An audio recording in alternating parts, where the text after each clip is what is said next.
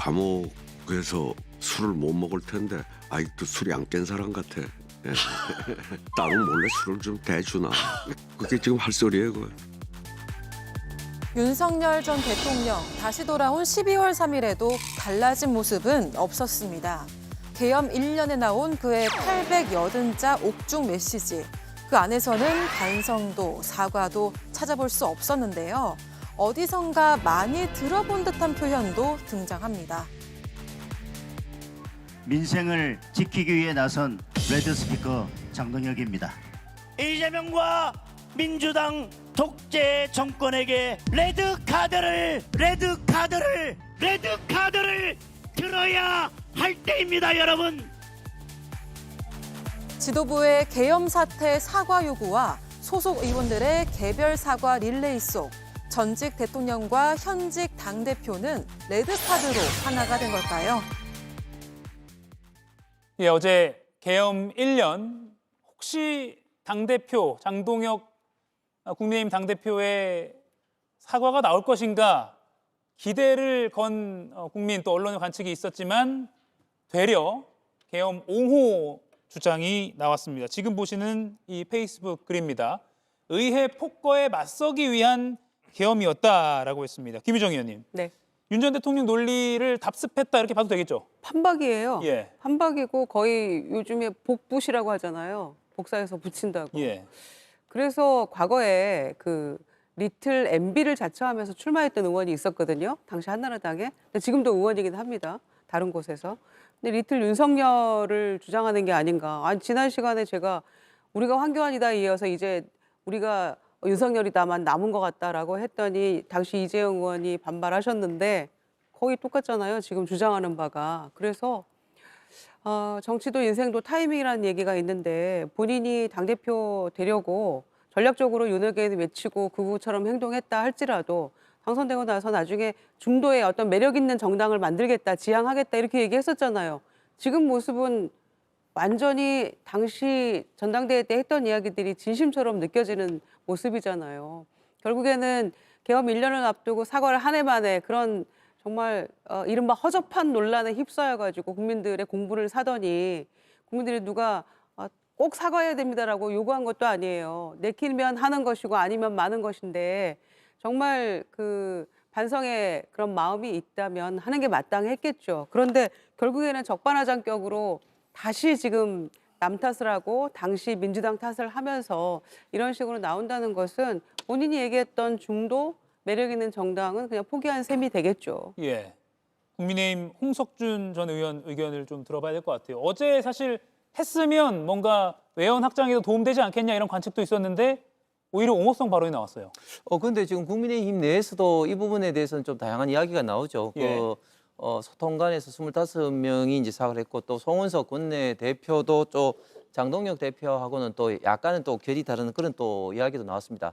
아니 그 헌법재판소에 보면 비상계엄 자체가 국가 현직 원수로서 잘못됐다. 그래서 탄핵을 했지만 그럼에도 불구하고 또 민주당이 국회에서 입법 폭주를 하고 또 29명 이상의 장관을 탄핵하고 또 예산에 대한 어떤 사상 최초의 어떤 수정 예산, 어떤 감액 예산으로 사실상 국가 마비를 시킨 그런 민주당의 책임도 헌법재판소에서조차도 인정을 한 사항입니다. 그렇기 때문에 이 부분에 대해서 장동혁 대표도 민주당의 비상계엄이 유발한 그런 어떤 책임을 강조한 것이고 또 여기에 대해서 비상계엄이 결론적으로 국민들에게 많은 불평과 그리고 고통을 준 것에 대해서는 책임에서 벗어나지 못한다, 무한 책임을 진다. 또 이런 이야기도 지난 금요일 날 대구 집회에서 했습니다. 그럼에도 불구하고 장동혁 대표가 강조하는 것은 지금 이런 어떤 과정에서 탄생한 이재명 민주당 정권이 우리 대한민국의 미래를 위해서 일을 잘하고 있느냐? 그렇지 않고 지금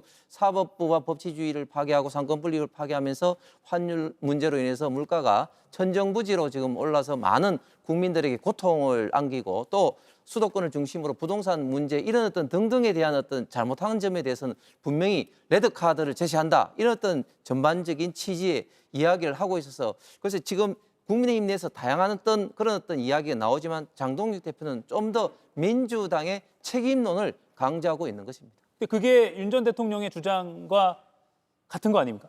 뭐 일맥상통한 면도 있고 또 다른 면도 분명히 또 있죠. 예. 그러면 한번 따져볼게요. 어제 마침 윤 전 대통령도 옥중 입장문을 변호인을 통해 내놨습니다. 지난 1년간의 주장들이 되풀이된 수준입니다. 보시면 체제 전복 기도에 맞선 결연한 이행이었다라고 했고요. 자신을 밟고 일어나달라 이렇게 밝히기도 했습니다. 김영남 위원님. 네.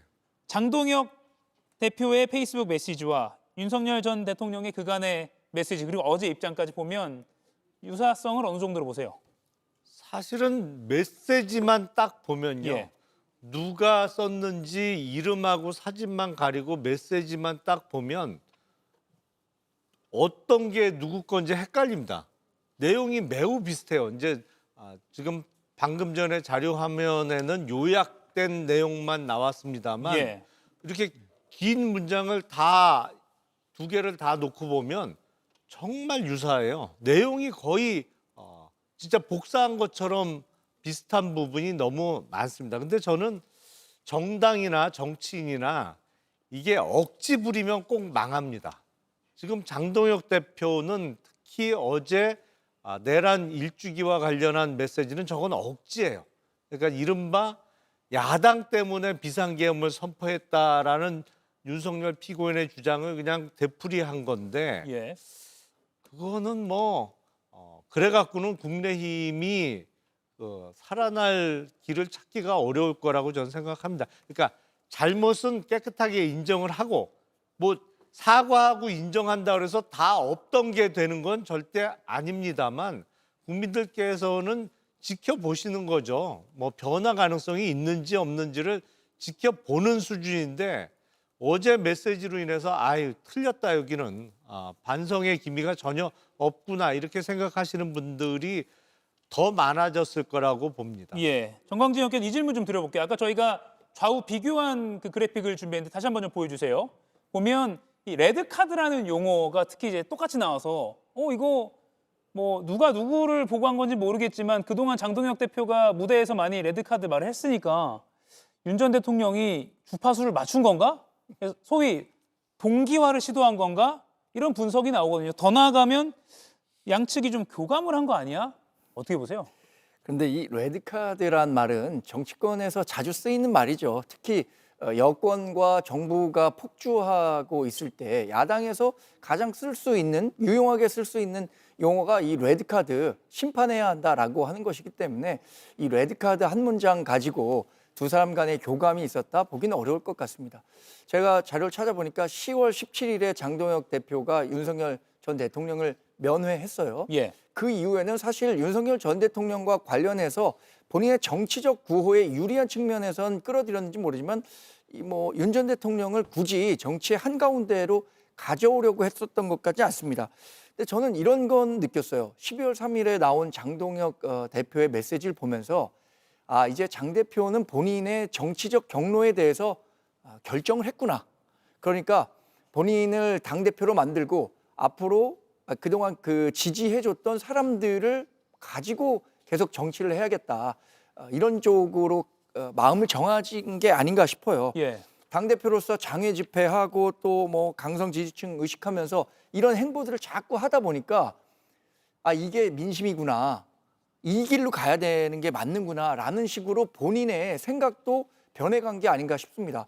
왜냐하면 처음에 당대표 됐을 때는 사석에서 하루에 1도씩 중도 쪽으로 가는 그런 행보를 보이겠다라고 말씀하셨었는데 12월 3일이면 사실 그 당대표로 취임한 지 100일이나 된 긴 시간이고 그 기간 동안에 오히려 우클릭을 했으면 우클릭을 했지 그 중도 진영으로 왔다고 평가받기는 어렵거든요. 근데 어제 나온 메시지만 놓고 보면 앞으로도 이 길을 통해서 자신의 정치적 행보를 개척해 가겠다라는 뜻을 읽을 수 있었던 것 같습니다. 예.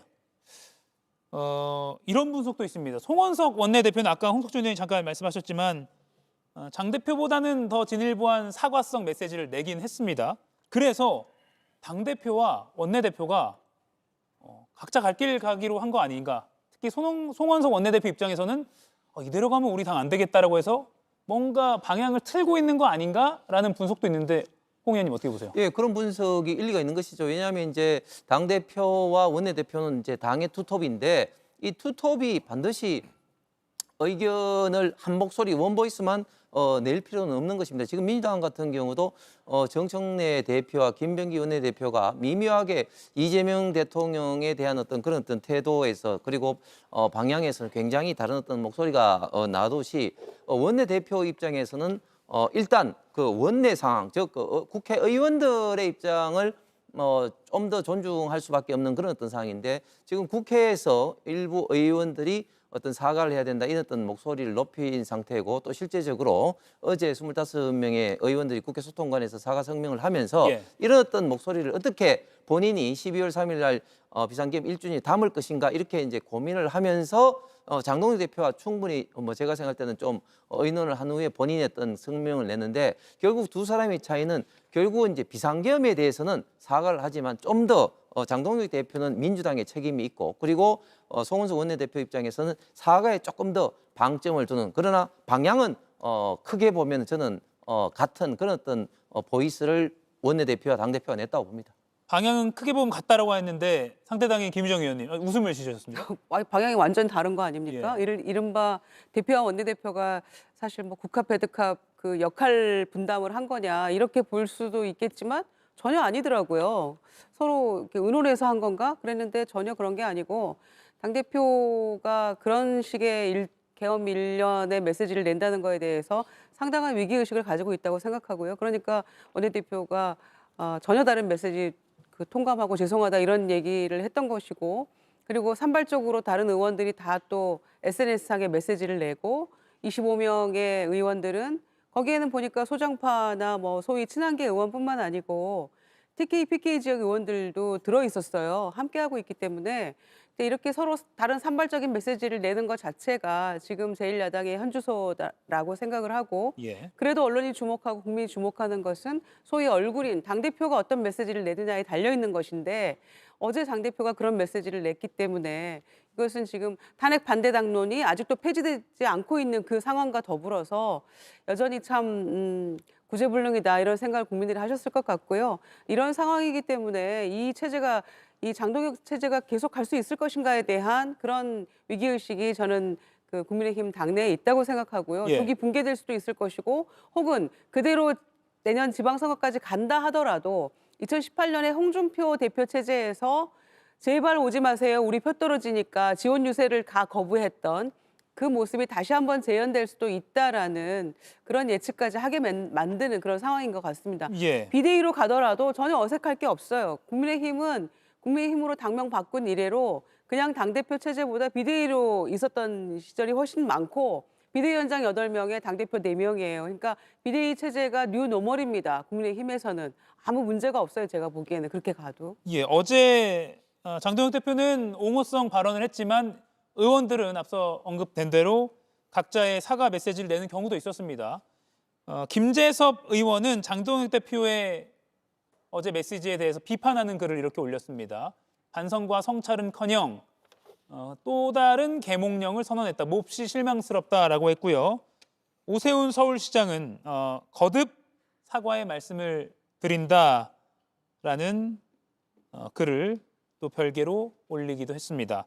김용남 위원님, 이런 걸 보면 소위 노선투쟁이라고 하잖아요. 지방선거 앞두고 뭔가 각자 갈 길 가는 양상이 더 짙어질 거라고 보세요?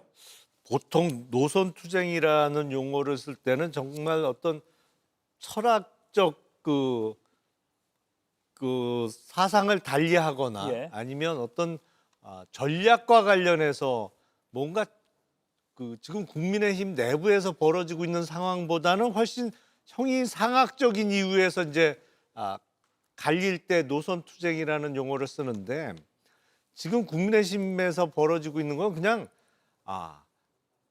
지극히 기초적인 상식은 지키느냐 아니면 기초적인 상식까지 깡그리 무시하느냐 정도의 차이밖에 안 되기 때문에 예. 노선투쟁이라는 용어 자체가 너무 지금 상황과는 안 어울리는 고급스러운 단어라고 저는 생각이 돼요. 그러니까 이렇게 되면 사실 국민의힘의 장동혁 대표는 지방선거가 이제 6개월 남았잖아요. 예. 워낙 얼마 안 남고 다른 대안 지금 비대위원장이 8명이 국민의힘이라는 당명으로 바꾼 이후에 비대위원장 8명이 거쳐갔습니다만 새로운 비대위원장을 구하는 것도 어렵고 비대위 체제로 넘어간들 국민들께서 얼마나 변화했다고 받아주실지도 의문이고 여러 가지 문제점 때문에 웬만하면 장동혁 대표 체제로 지방선거를 치르지 않을까라고 생각했는데 네. 저 정도면 그 지방선거까지 가기 어렵죠. 그러니까 정광준. 네. 네, 점점 장동혁 체제에 대한 어떤 붕괴 가능성이 높아지는 것으로 보입니다. 정광준 의원도 동의하십니까? 붕괴 가능성? 일단 노선 투쟁과 관련해선 예. 분명한 노선 투쟁은 있다고 생각합니다. 저도 뭐 우리 당에 들어온 지 한 2년 정도가 지났는데 강성 지지자들을 잘 결집시켜서 그 후에 어떤 전략이든 써야 한다라고 주장하는 분들 일군의 무리가 있고 다른 한 분은 어떻게든 중도 외연 확장을 통해서 수도권에서 선전할 수 있는 정당을 만들어야 한다라는 주장을 하는 분들이 있습니다. 저는 그 두 세력 간의 균형이 있었고 몇 차례 변화가 있었다고 생각해요. 장동혁 대표 같은 경우엔 앞서 말씀드린 전자적 성격이 있는 거고 그 직전에 뭐 대표를 했었던 한동훈 전 대표 같은 경우에는 후자적 성격이 있는 거죠. 그 노선 투쟁이 민주당도 마찬가지고 어느 정당이든 그런 그 전략과 관련해서는 차이가 있을 수 있기 때문에 활발히 진행될 수밖에 없다고 생각하고요. 그 노선 투쟁은 언제 본격화되느냐? 선거를 앞두고 본격화되는 거죠. 예. 내년 6월 지방선거를 앞두고 이미 자치단체장 소속 인사들은 본인의 선거를 치러야 하기 때문에 이 중도 외연 확장을 이야기하는 목소리가 커지고 있거든요. 이런 목소리들이 계속 커지는 상황에서 장동혁 대표가 어떻게 대응하느냐에 따라서 이것이 봉합될 수도 있고 아니면 더 큰 파열음을 낼 수도 있고 이런 변화가 있을 거라고 생각합니다. 예, 홍 의원님 짧게요. 예, 김희정, 김영남 의원님 참 감사하게도 우리 당을 걱정해 주신 건 좋은데 그거는 좀 희망사항인 것 같습니다. 왜냐하면 제가 볼 때는 2018년도 홍준표 당시 대표 때는 홍준표 전 시장 자체였던 그 지지율이 굉장히 낮았습니다. 그런데 지금 장동 대표는 모든 여론조사에서 차기 대권 주자 지금 1위로 오르고 있습니다. 그렇기 때문에 지금 장악력이 있는 것이고 특히 지방선거에서 굉장히 나름대로 좀 큰 역할을 하기 때문에 뭐 장동혁 대표 지원 유세였는데 지난번처럼 뭐 오지 마라 그런 어떤 사태는 발생하지 않을 거기 때문에 최소한 지방선거까지는 장동혁 대표 체제로 갈 수밖에 없는 당 내외 상황이 있다 말씀드리겠습니다. 예. 이가혁 라이브를 시청해 주셔서 고맙습니다. 이가혁 라이브는 평일 오후 5시 TV와 유튜브로 실시간으로도 함께 하실 수 있습니다.